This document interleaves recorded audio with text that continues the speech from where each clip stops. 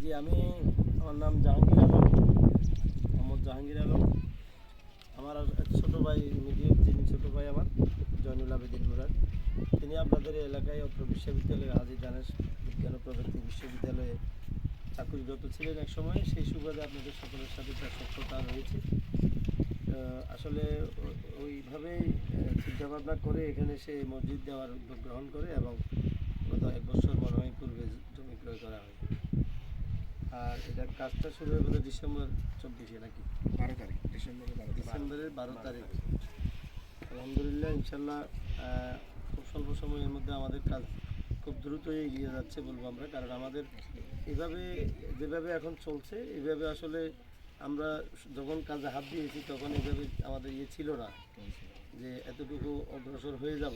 কিন্তু এখন পর্যায়ক্রমে ধীরে ধীরে কাজও এগোচ্ছে, আমাদের পরিকল্পনাও এগোচ্ছে। কিন্তু আলহামদুলিল্লাহ, সত্যি আল্লাহ তাআলার দরবারে এটা সম্ভব হচ্ছে অ্যাকচুয়ালি আপনারা যারা এখানে আছেন, মূলত আপনাদের সহযোগিতা এবং শ্রম, আর ওইদিকে যারা আমাদের ছোটো ভাই সহ অন্যান্য যারা অর্থনৈতিকভাবে সহযোগিতা করছে, প্রবাসে রয়েছেন, তাদের সহযোগিতার কারণেই এটা দ্রুততম সময়ের মধ্যে এগিয়ে যাচ্ছে।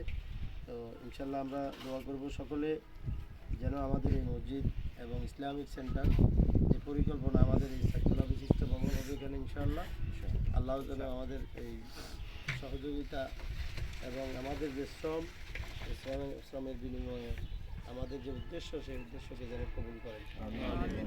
এবং এখানে স্থানীয় যারা রয়েছেন, আপনাদের মধ্যে যারা আছেন, আপনাদের পরিচিত এই বিশ্ববিদ্যালয় কেন্দ্রিক অত্র এলাকার সুনামধন্য, আমরা আশা করব সকলেই এই কাজটাতে সহযোগিতা করবেন, এটা আমরা আশা করি। আর তো আমার ব্যক্তিগত তরফ থেকে আসলে যিনি এখানকার এই কাজের সর্বপ্রথম যিনি সহযোগী, উনি হচ্ছেন সোহাইব ভাই, আমি যতদূর জানি।